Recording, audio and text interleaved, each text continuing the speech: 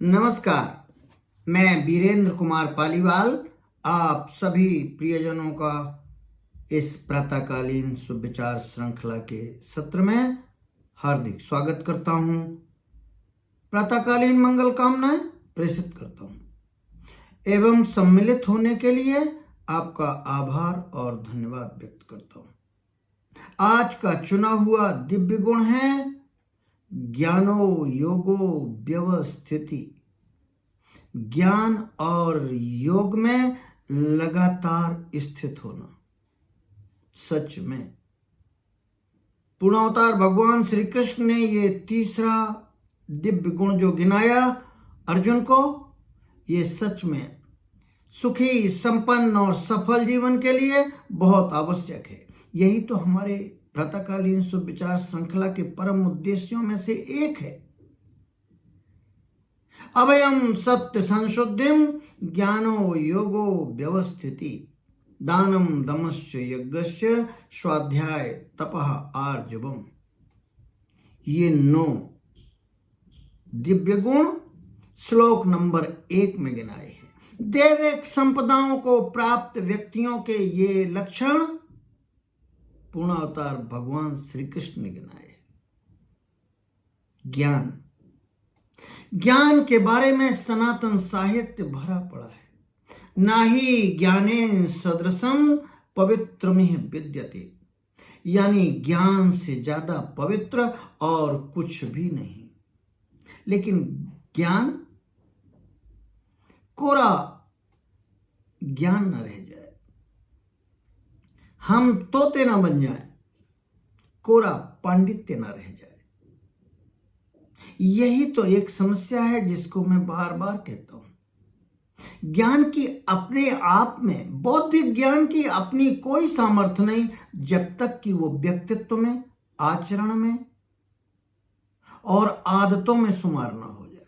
इसको मैं बार बार कहता हूं।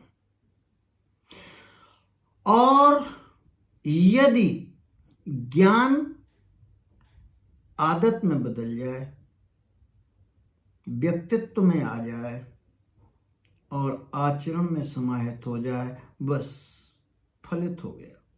यही तो महापुरुष हैं, यही तो वो लोग हैं स्थित प्रज्ञ। योग दूसरा सद्गुण है।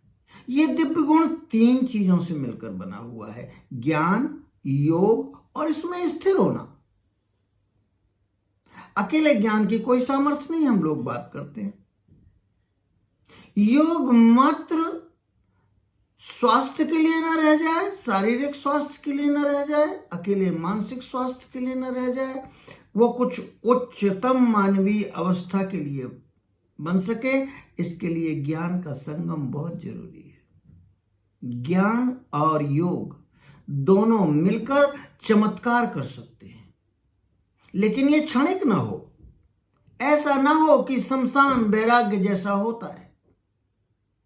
शमशान में हुए, पता चल गया कि सब बेकार है, व्यर्थ है, जो कमाएंगे यहीं छोड़ जाएंगे, वैराग्य हो गया।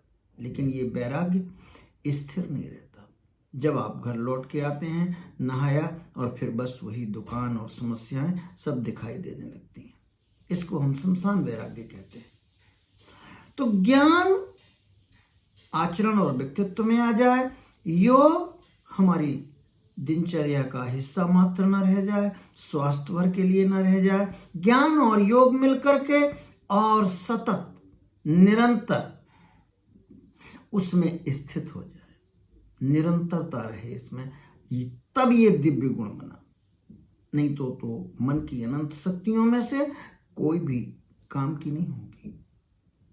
यही तो श्रीमद् भगवद गीता में भगवान श्री कृष्ण ने और अर्जुन का सबसे पहला प्रश्न यही था, चंचलम ही मना कृष्णा प्रमाथि बलभद्रणम तस्याहम निग्रहम मन्ये वायु र्युषो दुष्करम। मन की चंचलता मेरा सबसे बड़ा रोड़ा है, ये कुछ करने नहीं देता। ये इतना उच्छृंखल है और इतना बलशाली है कि वायु को जीतना बल्कि आसान है, लेकिन